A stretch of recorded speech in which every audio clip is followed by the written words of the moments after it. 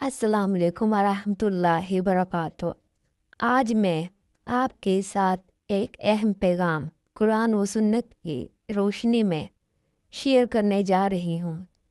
ये पैगाम हमें दूसरों के साथ भलाई, हमदर्दी और अच्छे इखलाक की तालीम देता है।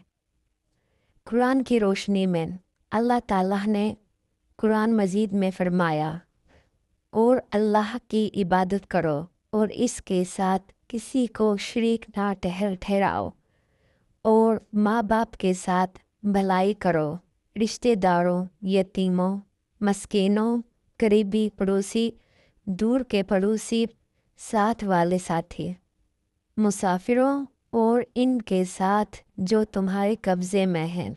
बेशक अल्लाह ऐसे शख्स को पसंद नहीं करता जो घमंडी और शेखी खोर हो। ये आयत हमें याद दिलाती है कि ईमान सिर्फ इबादत का नाम नहीं, बल्कि दूसरों के हकूक़ अदा करना भी ईमान का लाज़मी हिस्सा है। हदीस मुबारका रसूलुल्लाह सल्लल्लाहु अलैहि वसल्लम ने फरमाया, जो शख्स अल्लाह और यौम आखिरत पर ईमान रखता है और अपने पड़ोसी को तकलीफ़ ना दे, और जो अल्लाह और यौम आखिरत पर ईमान रखता है वो अपने मेहमान की इज़्ज़त करे। इससे हमें ये सबक मिलता है कि ईमान के तकाज़े सिर्फ नमाज, रोज़े और इबादत तक महदूद नहीं, बल्कि इखलाकियात भी ईमान का हिस्सा हैं।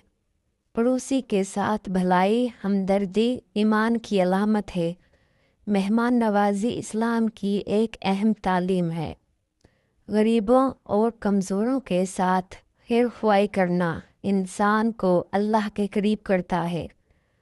आज का सोशल मीडिया ट्रेंड गरीब तेरा खैर ख्वाह कैद में हमें यही याद दिलाता है कि हमें अपनी ज़िंदगी में हमेशा गरीबों और ज़रूरतमंदों के साथ भलाई करनी चाहिए। अल्लाह ताला हमें कुरान और हदीस की रोशनी में अपनी ज़िंदगी गुजारने की तौफीक अता फरमाए। और अगर आपको ये पैगाम अच्छा लगा हो तो दूसरों के साथ ज़रूर शेयर करें ताकि ज़्यादा लोग इस पर अमल कर सकें।